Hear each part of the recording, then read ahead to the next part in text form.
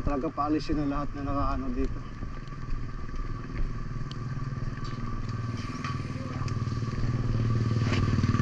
Meron pa naman landslide dyan kasi yung pag may namamatay na dyan, saka na sila mag-ano.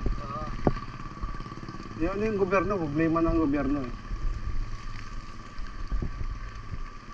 Sa kanila sila magbabawal dyan pag may namamatay na dyan. Bulok talaga. Yan kasi, kahit sabihin nila, matagal na kami dito, wala naman ditong ano eh. Ang problema kasi, kaya bakit ganon? Sa tagal ng panahon nga nakatira dyan, walang gumuguho. Ngayon na naguguhuan. Gawa ng quarry. Kasi yung quarry nagpapasabog, ang laki ng bumba pinapasabog nila sa bato. Ngayon, yung bundok, ano siya, gumagalaw yun eh. Gumagalaw yan, kaya yung mga bato na ano, mga lupa na ano sa bundok yan. Ito yung nagpapasabog sila, gumagalaw yan eh.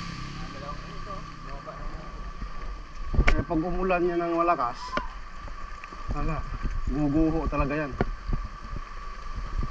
Dahil umaangat na yung mga ano eh, umaangat na yung mga bato.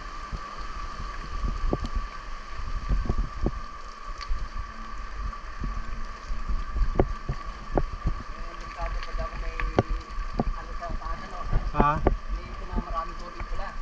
Oh. Buhos.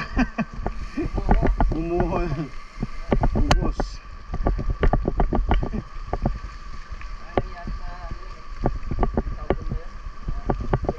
Oo, Leyte, oo.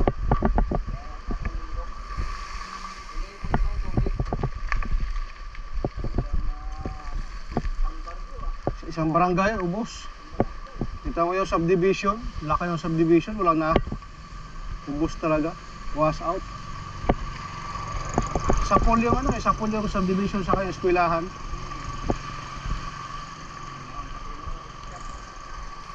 Kaya daming patay na.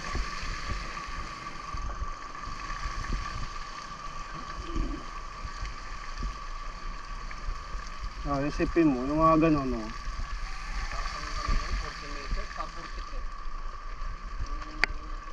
Inaasahan ng mga tao eh, ilang dekada na naman nakatira dito, wala na mga ganun. Mga pagbabago kasi, ito yung mood ngayon. Mga dating hindi binabaha na. Yun ang kapalit sa ano, yung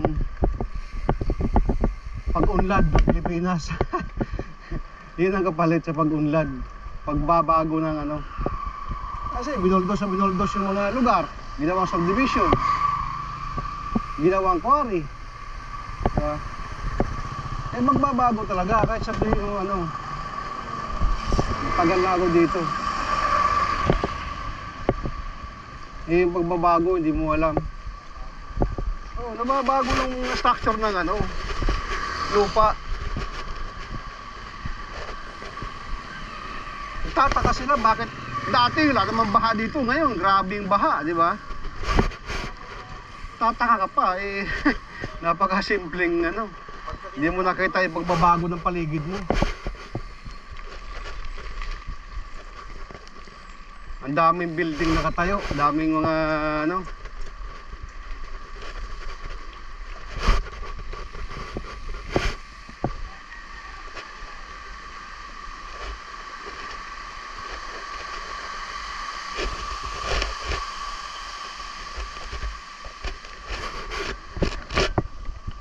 GoPro, stop recording.